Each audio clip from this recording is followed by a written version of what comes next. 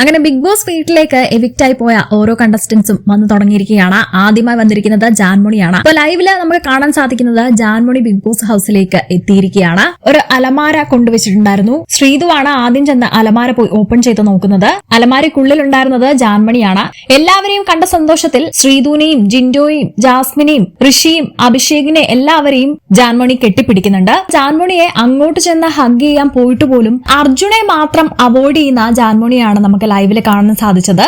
എല്ലാവരെയും ചെന്ന് ഒരു പ്രാവശ്യമല്ല 2-3 പ്രാവശ്യം ജാൻമണി കെട്ടിപ്പിടിക്കുന്നുണ്ട്. എന്നാൽ അർജുനെ ജാൻമണി മൈൻഡ് ചെയ്യുന്നത് പോലുമില്ല. അവസാനം അർജുൻ അങ്ങോട്ട് ചെന്ന് ഹഗ് ചെയ്യാനായിട്ട് പോകുന്നുണ്ട്.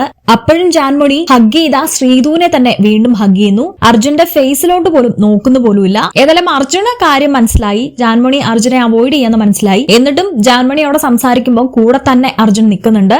ജാൻമണി മൈൻഡ് ചെയ്യാതിരുന്നിട്ടും അവിടുന്ന് മാറി നിൽക്കാതെ ആ കൂട്ടത്തിൽ തന്നെ നിന്ന് ജാൻമണി പറയുന്ന കാര്യങ്ങളൊക്കെ കേട്ടോണ്ട് നിൽക്കുകയാണ് അർജുൻ. പുറത്ത് എന്തൊക്കെ കാര്യങ്ങളായിരിക്കും നടക്കുന്നതെന്ന് അറിയാൻ ആകാംക്ഷയിലായിരിക്കും ഓരോ മത്സരാർത്ഥികളും. എന്തൊക്കെയായിരിക്കും ജാൻമണിയോട് അവർ ചോദിക്കുക, എന്തൊക്കെയാണ് ജാൻമണി ബിഗ് ബോസ് ഹൌസിനകത്ത് വന്നതിന് ശേഷം പറയുന്നത് എന്ന് കാത്തിരുന്ന് കാണാം. കൂടുതൽ ലൈവ് അപ്ഡേറ്റ്സിനായി ചാനൽ സബ്സ്ക്രൈബ് ചെയ്യൂ. നിങ്ങളുടെ അഭിപ്രായം കമന്റ് ചെയ്യൂ.